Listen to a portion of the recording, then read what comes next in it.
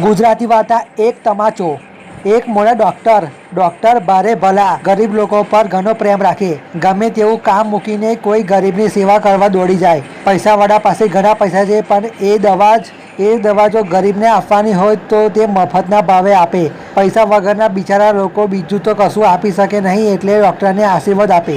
એક દિવસ કોઈએ ડૉક્ટરને પૂછ્યું, ડૉક્ટર સાહેબ, તમે ગરીબોની દવા મફત કેમ કરો છો? બીજા ડૉક્ટરો તો બરાબર કસીને ફી લે છે, ગરીબ કે પૈસાદાર કશું જોતા નથી। 2 વર્ષમાં તો ઘણાય ઘરના બંગલા બંધાવીને બેઠા છે, અને તમે બધાનું પૂછડું કેમ પકડીને બેઠા છો? પેલા ભાઈની વાત સાંભળીને ડૉક્ટર હસ્યા। 2-3 માણસો ત્યાં બેઠા હતા, એમાંથી એક કહે, કા ડૉક્ટર હસ્યા કેમ? ડૉક્ટર કહે, મને જૂની વાત યાદ આવી ગઈ એટલે હસવું આવી ગયું। બધા કહે કે એવું હોય તો અમને કહો, અમે પણ હસીશું। ડૉક્ટર કહે, સાંભળો ત્યારે।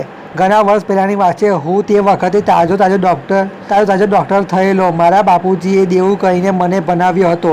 મોટામાં મોટી ડિગ્રી મને મળે એટલા માટે પૈસા ખર્ચવામાં પાછું વાળીને જોયું જ ન હતું। મારે વધારે ભણવા માટે વિલાયત જવાનું હતું।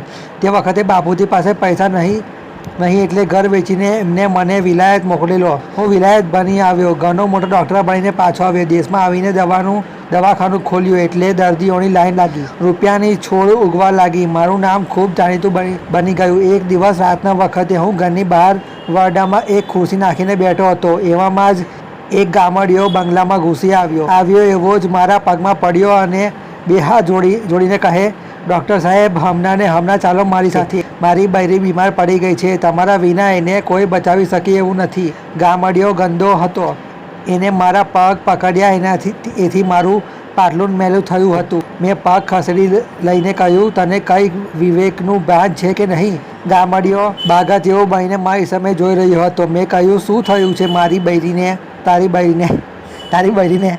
ગામડિયો કહે, એ બેઠી હતી ત્યાંથી એકદમ ગબડી પડી છે, બોલાતું પણ નથી। આપ જટ મારી સાથે ચાલો, નહીં તો કોણ જાણે કશું થશે।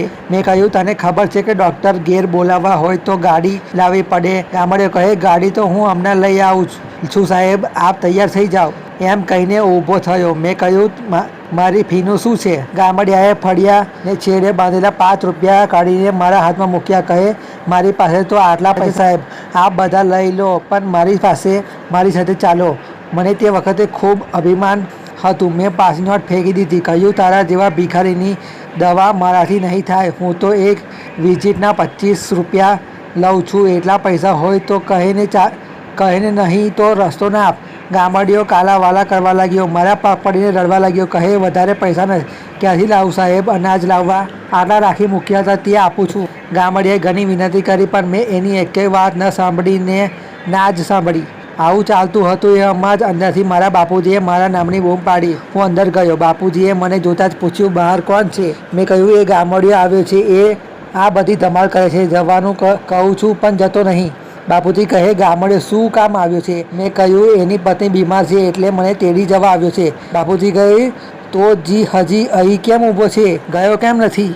મેં કહ્યું, જાઉં કેવી રીતે? દર્દીને જોવા જવાની મારી ફી 25 રૂપિયા છે અને એની પાસે તો 5 રૂપિયા છે। મેં એને કહી દીધું છે કે બીજા ડૉક્ટર પાસે જા, પણ માનતો નથી।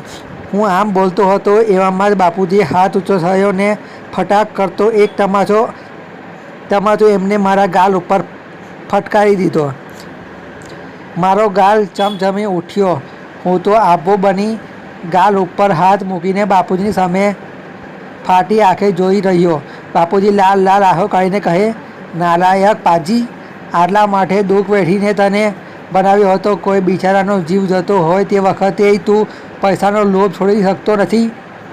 ડૉક્ટરનો ધંધો તો સેવાનો ધંધો છે। તું ભણી ગઈને મોટો ડૉક્ટર થાય, ગરીબોની સેવા કરે, એટલા માટે તો મેં ઘર બહાર વેચીને તને ભણાવ્યો છે। આવા ગરીબોને તો તારે મફત દવા આપવી જોઈએ, ઉપરથી ફળફળાદી લાવવાના પૈસા પણ આપવા જોઈએ। એને બદલે તું રાક્ષસ જેવો બની ગયો છે। મેં ડરતા કહ્યું, પણ બાપુજી કહે, તારી એક વાત પણ મારે સાંભળ્યું નથી। મેં તને ભણાવવા માટે જેટલા પૈસા ખર્ચ્યા એ બધા મને આપી દે, હમણાં મારા ઘરમાંથી નીકળી જા, નહીં તો બીજા ગાલ ઉપર બીજો તમાચો ફટકારી દઈશ। મેં કહ્યું, બાપુજી, હું ગામડિયાની દવા કરવા જાઉં છું ને હવે કોઈ ગરીબ પાસે પૈસા નહીં લઉં। બાપુજી રાજી થયા। તે દિવસથી હું ગરીબોની સેવા કરતો રહું છું। કોઈ વાર મનમાં લોભ જાગે ત્યારે બાપુજીનો તમાચો યાદ આવી જાય છે અને હાથ ગાલ તરફ વળે છે. બાપુજીના તમાચાએ મારી આંખો ખોલી નાખી છે. ડૉક્ટર સાહેબે વાત પૂરી કરી.